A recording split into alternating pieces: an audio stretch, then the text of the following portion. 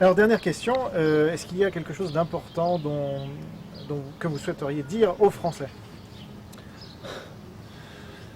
Bien, écoutez, je me réjouis d'accueillir un maximum de Français chez nous après je sais pas c'est quand la date le 6 mai. Évidemment, la Suisse étant une terre d'accueil, nous sommes tout à fait réjouis d'accueillir chez nous, surtout des gens qui seront, je pense, parmi les plus dynamiques de la classe ouvrière française, parce que s'ils quittent la France à ce moment-là, si Hollande devait être élu, eh bien, c'est qu'ils espèrent pouvoir justement être dynamiques dans de meilleures conditions.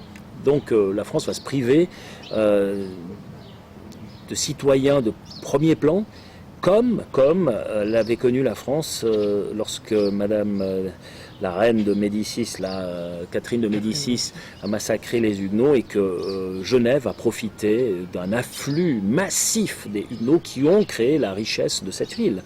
Donc, vous voyez, on retrouve quelque part toujours l'histoire qui se répète, avec moins de sang, avec moins de violence, avec moins de têtes coupées, mais les effets restent les mêmes. Mais vous, le bon patriote suisse, allez accepter ces mauvais patriotes français?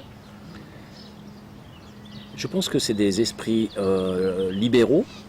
C'est des esprits qui ont tout à fait le droit, puisqu'on a voulu la libre circulation. Beaucoup de Français qui vivent en Suisse sont naturalisés, sont d'excellents citoyens suisses. On n'a jamais fermé nos frontières à cela. Le seul problème qu'on va avoir à terme, ça c'est un problème qu'on a en Suisse, c'est qu'actuellement on approche les 8 millions.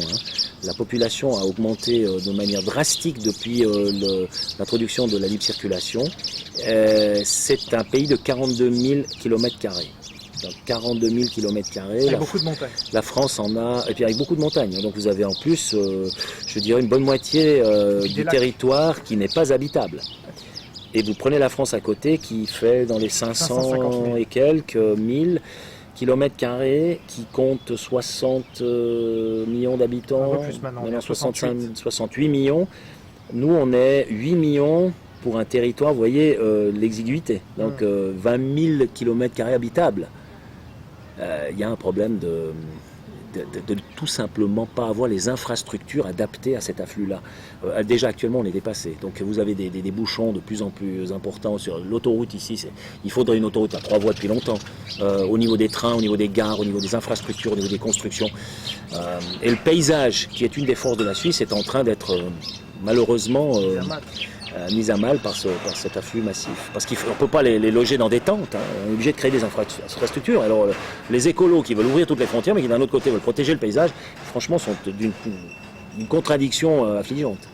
Donc vous dites bienvenue à tout le monde et on va construire. De toute manière, le peuple ayant voté pour la libre circulation, on ne va pas pouvoir l'empêcher, à moins qu'il y ait tout à coup une réaction fondamentale et qu'on passe à une nouvelle élection, à une nouvelle votation, à une nouvelle initiative, et qu'on remette tout ça en question.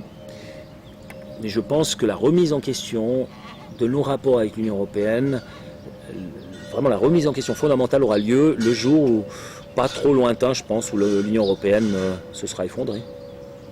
Oscar Freisinger, merci. Merci.